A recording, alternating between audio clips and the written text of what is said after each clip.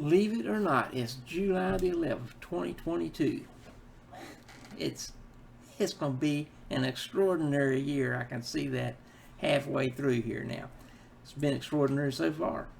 So this is Life Notes. So we are discussing the United States, of course, our country, freedom, work ethics, how we are as a country and as a people. And this week, we're discussing us as a nation of helpers, and we really are. It's amazing. I know. Let me think. I know of no other country where everyone, regardless of your political views, or if you're a criminal or a good guy, or if you don't like your neighbor, you do like your neighbor, or if you go to a different church, or if you're of a different religious faith, when disaster happens, at least in the United States, all of those things go out the window, and we come together as neighbors, as family. So that's what I'm focusing on today. We are a nation of helpers. We put aside our differences when disaster strikes. Don't ask me why we focus on the differences when there isn't a disaster, because the only answer I can say is when the disaster strikes, everybody is a human and everybody is family. It's too bad we can't keep that attitude all the time, but we don't. We have our opinions, and that's okay. This is America. You can have any opinion you want because we have the freedom to do that. So I can't think of anybody I would rather have during a disaster than an American to be right there with me, man, because you guys are the greatest. You'll do whatever you got to do to help whoever is in the trouble and whatever the need is. And you can check me. I mean, you fact diggers, look around. There have been disasters when criminals, people that society has labeled as criminals, whether they're thieves or whatever they are, drug addicts, people that you think, what good are they? Well, during disaster, these same people have jumped in. Thank you for that coffee, darling.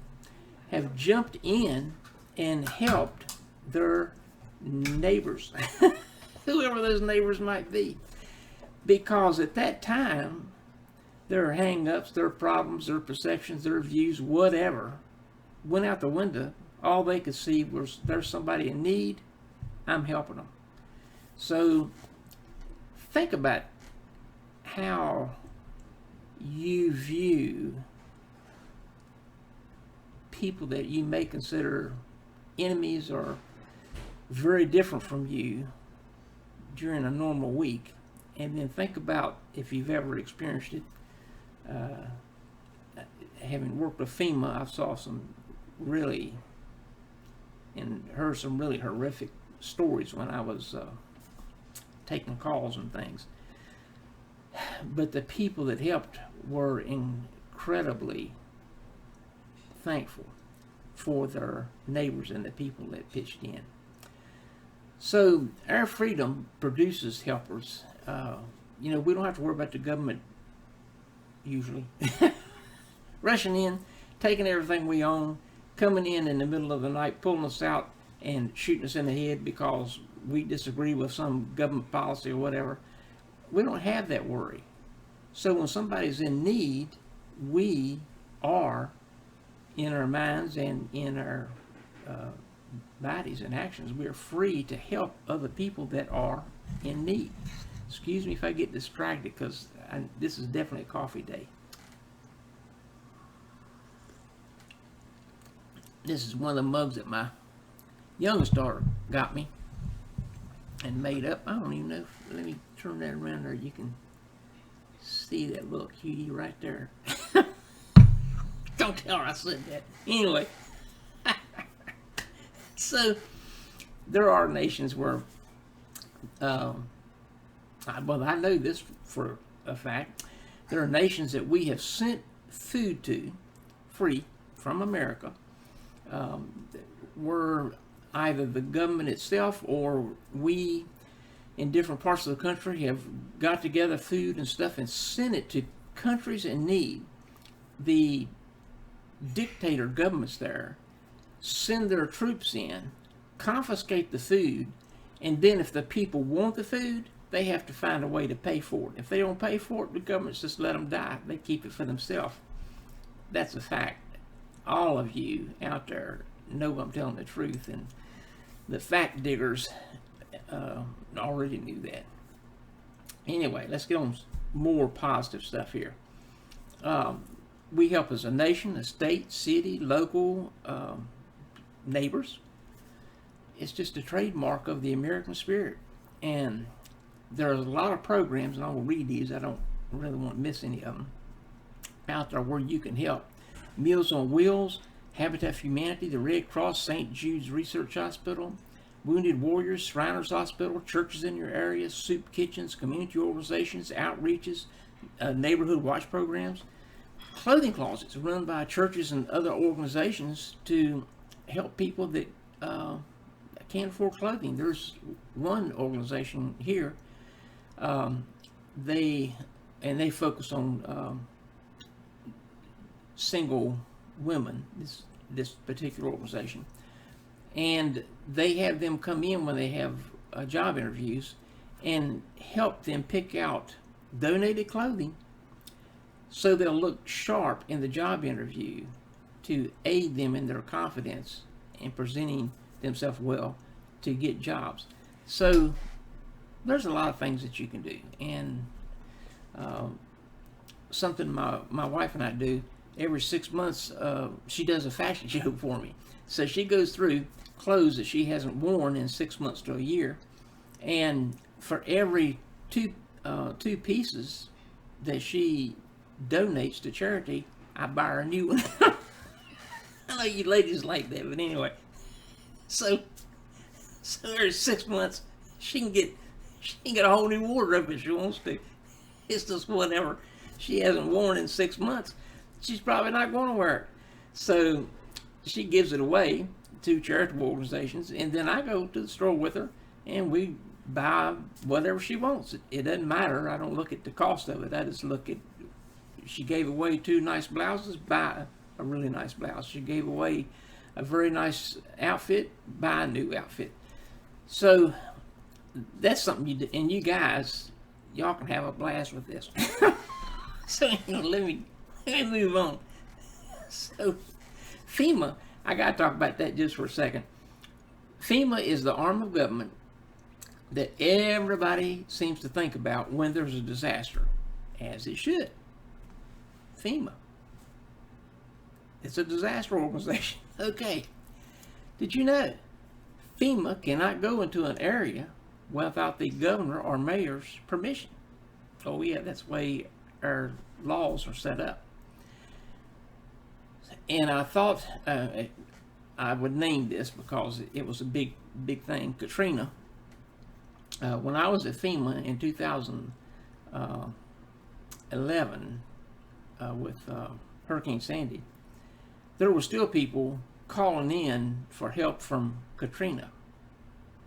There's, a lot of years between there. Anyway, the sad thing is, the next morning after Katrina hit, the roads, the interstates outside of New Orleans had miles and miles and miles of military trucks filled with food, blankets, clothing, cars, hundreds and hundreds of cars lined along the road with volunteers.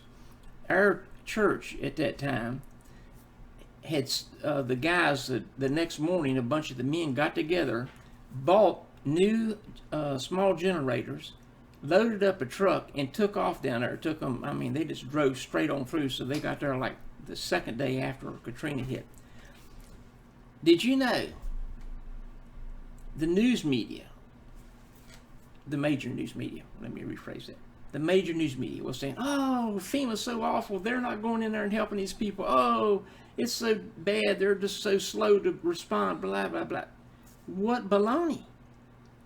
They didn't want to say all of the cars and trucks and military personnel and food and everything else is lined up for miles and miles and miles outside of New Orleans because they couldn't find the governor of the state and they couldn't find the mayor of New Orleans. No.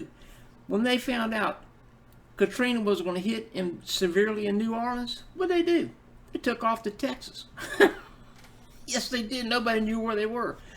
The mayor, instead of ordering that the city school buses be put into service to empty out the nursing homes and people that didn't have transportation, no, man, those buses were sitting there halfway up their bodies in water because he didn't have sense enough or care enough to order that the buses be used to help evacuate people. All he was interested in was himself.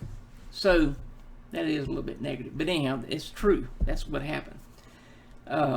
I never heard the news media apologize for their false media advertising, marketing, which they just wanted to say something sensational. And let's pick on the government. Yeah, because, you know, the government didn't get in there. The government was there.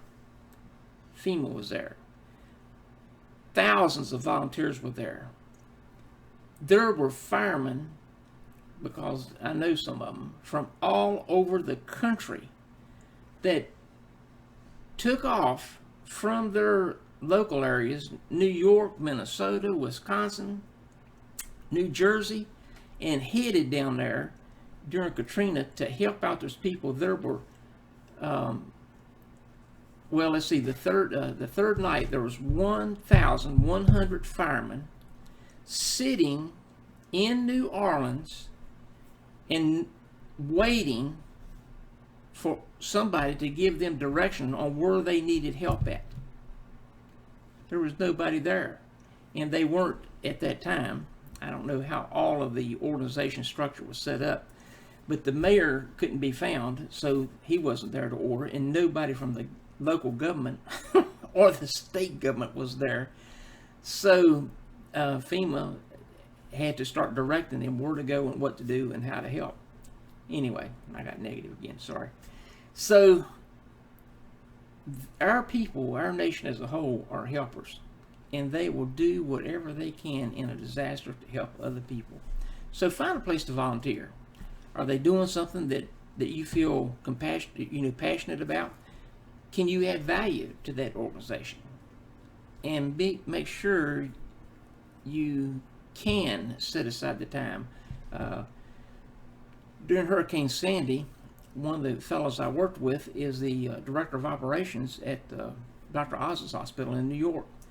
They told him, he said, I work with FEMA and they've asked that I deploy, and they said go, and said take 30 days.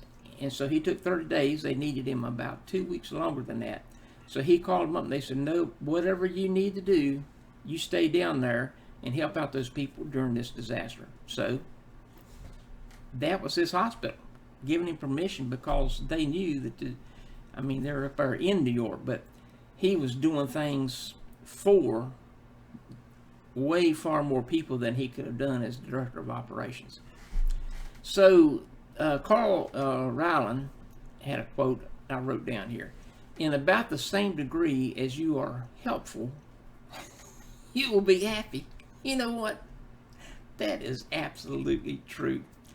When you help other people, there's all sorts of physical things that goes on inside of you. Dopamine, endorphins, all that stuff goes off, and helps you feel better. You feel better, and you're helping other people. But it's like, God's internal system. You're helping somebody else, so He gives you extra energy to help them. So anyway, make this a fantastic week. Enjoy yourself. My videos will be, I will try to do my videos. We're getting ready to go on an extended trip. I'm not sure all of my access access that I'm going to have, internet and other stuff. So I'm going to try to do my videos every Monday like I've been doing, and I'm going to try to get the letter out as long as I've got access. The letter's going to be there. So you guys make it a great, super fantastic week. Find somebody to help in some way. You don't need to be recognized for it. Just, do something for somebody this week.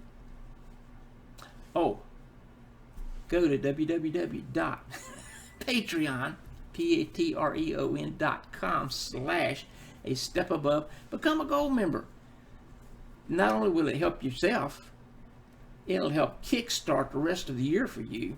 And I've got to tell you, with the stuff that I put in my newsletters from 50 years of experience, you will be a step above your competition and job and family, whatever it is that you want to be a step above at.